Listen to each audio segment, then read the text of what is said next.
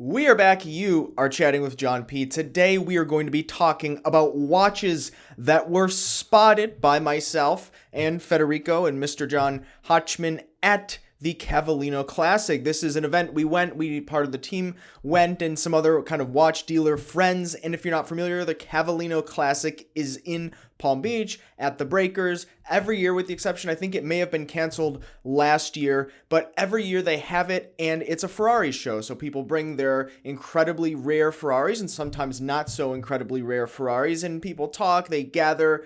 This year there was a very limited number of people. You had to plan this in advance, but it's always a lot of fun because you see interesting watches. Of course, you see some very interesting cars, but you also see some interesting watches, and some watches that you might just never have guessed you would have seen there. You know, sometimes these Ferraris are $1 million plus, but the people driving them or owning them may not be wearing the watches that in the same bracket. So something interesting. We're going to talk about the watches that were spotted, but guys, please do not forget the thumbs up, like, and subscribe. I really do appreciate it. On my wrist today, I'll share with you later a new addition to my collection, which I was wearing at this event. I'm going to share it probably towards the end of the video, but we'll get right. Oh, by the way, at delraywatch.com, I can't remember who it was, but someone was asking for the Grand Seiko Godzilla. We just got one in. I'm not sure if everyone in the team here on the other side of this wall has posted the Grand Seiko Godzilla, but it will be going live. If not today, definitely the next 2 days. I can't remember. I'm sorry. Someone had it. Someone wanted me to put them on the wait list. We didn't think we'd get one in, but we got that in, and so many Rolex sports models as well. It's really weird. Is the market coming back? Who knows? But you can check it out if you do want one, delraywatch.com. So talking about these Rolex sports models, or maybe not sports models, I would say there were tons. And by the way, I do have it all written down because there were so many watches. But I saw so many Rolex Datejust. Now, these are Datejust from the 1970s all the way up to Datejust released last year.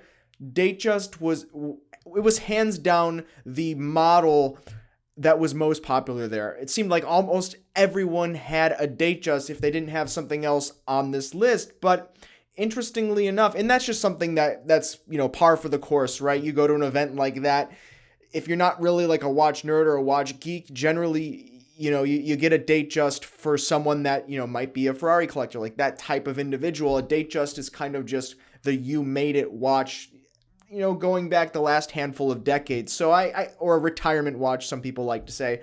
So that does make a lot of sense. A lot of two-tone Datejust, but also on the opposite, I couldn't believe, but now I understand after speaking with some of these guys, there were just a ton of watches that were, Timex or watches that were not really like enthusiast grade or super high-end Swiss watches. There were a considerable amount of people that were, and they had a section which was predominantly Ferrari or similar car collectors and not necessarily show quality cars, where you can also take a look at some of these cars that maybe were not up to show spec. And a lot of these people had on like a Timex or something much more approachable, and just thought it was interesting. They were very into cars, and some of these guys would have like 40 cars in their collection. They would say something like that, but then they would be wearing a Timex. So it wasn't all glitz and glamour in terms of the wrist wear. But moving on to the other watches that we saw, Rolex Submariner 5 digits all day. So many gentlemen were wearing Rolex Submariner 5 digits.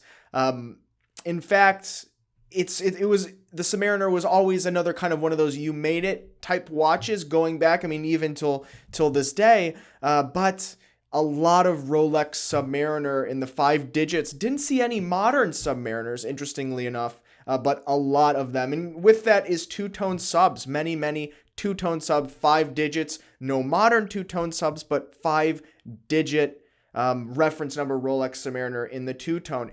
Interesting, running into the Richard Milles, because what list of popular watches is complete without Richard Mille? 2 Richard Milles did I spot at the Cavallino Classic this year. First, the RM16. Now, we actually had one of these RM16s at delraywatch.com maybe 2 years ago. It was in stock for a while, and Richard Mille was very popular, but not this reference. This is the one that looks kind of like a rectangle, and people wanted Richard Mille for the tonneau. But as all Richard Mille has kind of climbed in desirability, especially with pop stars and things like that, pushing up the desirability of these watches, it's branched out, and now all Richard Mille, even the circle-shaped cases as well as the rectangle, the RM16, people want them. Now, I think at Del Rey, we were maybe selling it for about $50,000, and even a few years back before that, still in the watch industry, I saw one of these for $30,000, and it kind of climbed to $30,000 to $50,000. Now these things are in the $80,000, depending on the metal for the RM16.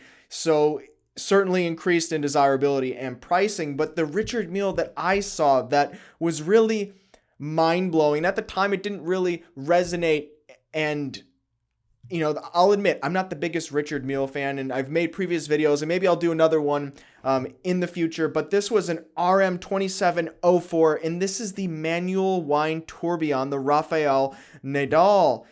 This is an incredibly, incredibly rare piece. 50 pieces were made of this, and this retails for around $1 million US, and trading aftermarket, who knows, because you can't find them, but probably much higher than $1 million. And this was just a guy that was just sitting on a bench, and it seemed like he was sitting on that bench the entire afternoon by himself with this $1 million Richard Mille Rafael Nadal manual wind tourbillon, probably the most rare and pricey watch that I saw there. Easily could have taken any of the cars a run for their money in terms of desirability and collectability. I think that personally, I have to interject a little bit of opinion here. I think for $1 million, you can probably do a lot better in terms of watches, because this watch only features the 38-hour power reserve. It's technically supposed to be a sports watch, but then it's a manual wind tourbillon, so a little weird in my opinion. But when you start talking about Richard Mille, that is kind of the brand. Weird, avant-garde, and do it just because you can. And the other weird thing is the entire movement is actually suspended on a mesh made out of metal, whereas you would see a mesh with a tennis Rafael Nadal. After all, you would see kind of like a tennis racket mesh is what the movement is suspended on. And I think that's kind of cool. At least it fits the theme of the sportsman, the whole thing going on there. Once again, only 38-hour power reserve, manual wind movement. Not sure I really would recommend it at this price point. I think you can probably do a lot better in terms of long-term collectability. But nonetheless, rolling on to a Rolex. Of course, Rolex, once again, this is a Zenith Daytona, the 16528.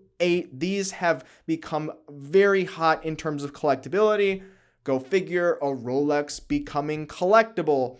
Now, not saying anything about the long-term desirability, but it does feature the Zenith movement in this particular model, so at least it's not complete cookie cutter, standard from the factory Rolex. This actually does mark a very interesting and important piece of Rolex history, where they still were incorporating movements from other manufacturers. No longer is that the case.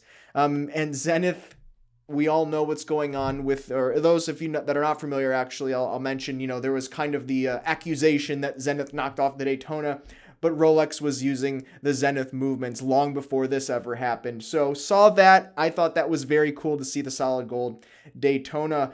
Rolling on, the Patek Philippe 5711 1A blue dial. Go figure, another really hot, desirable watch in a place with hot, desirable cars. 5711, the watch has roughly tripled in price in the second-hand market, so go figure, the desirability is very high. So of course I saw one there, and Mr. Hotchman, who was there, was wearing the Black Bay 58. Very cool watch, love the style, love the case size. I myself was wearing a recent addition to my collection, a Rolex 1016, a 1016 from 1972 on my wrist today, actually, on a Jubilee with a frogfoot dial.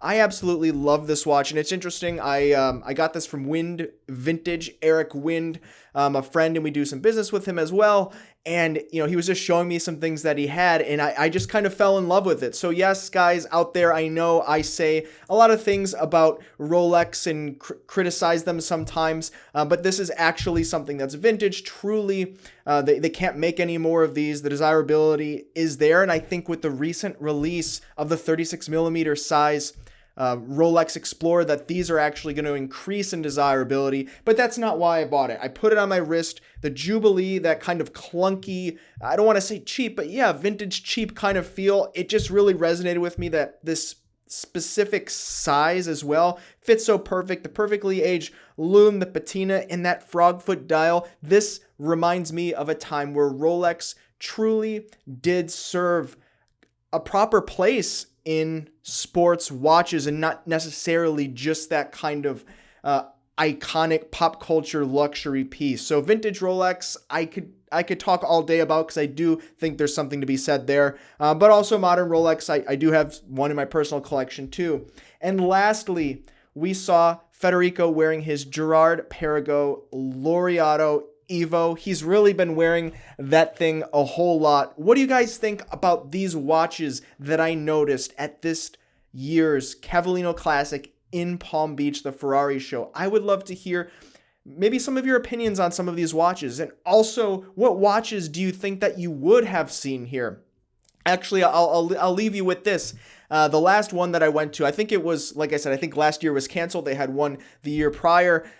There was an incredibly rare Ferrari. Now, I can't remember the name of this Ferrari. I'll admit I'm not the biggest car guy. I know a little bit about it, but certainly not enough to be dangerous. And this was a one-seater kind of old school Ferrari, like something that won the show. This was very rare here. I'll try to find out and put a picture here if I can. But the guy that owned it, that got into it, that drove it away. I mean, we're talking the rarest, most valuable car at the entire Ferrari show. He got in the car wearing a Linda Verdelin Spidolite. And, we were kind of joking, I think, because it's a brand that really, I wouldn't say became kind of a gimmick in the watch industry, but they've had some problems. They've had some trouble. They're nice, well-made watches, but they kind of lost their desirability over time. And I remember we were laughing. Mr. Hotchman was there as well. We're like, oh, wow, it's a Linda Verdelin. That's funny. And then this guy drives the most expensive car off the lot on his way home. So, it's fair to say that, necessarily the guy that has to have the best car is not going to be the guy that has to have the most desirable watch. I don't know. What do you guys think? Are any of you out there car guys? I would love to hear your opinions, or kind of how these cars and watches might kind of mesh together in your personal lives and collections. We'll see you next time. Thanks, guys. You've been chatting with John P. Ciao.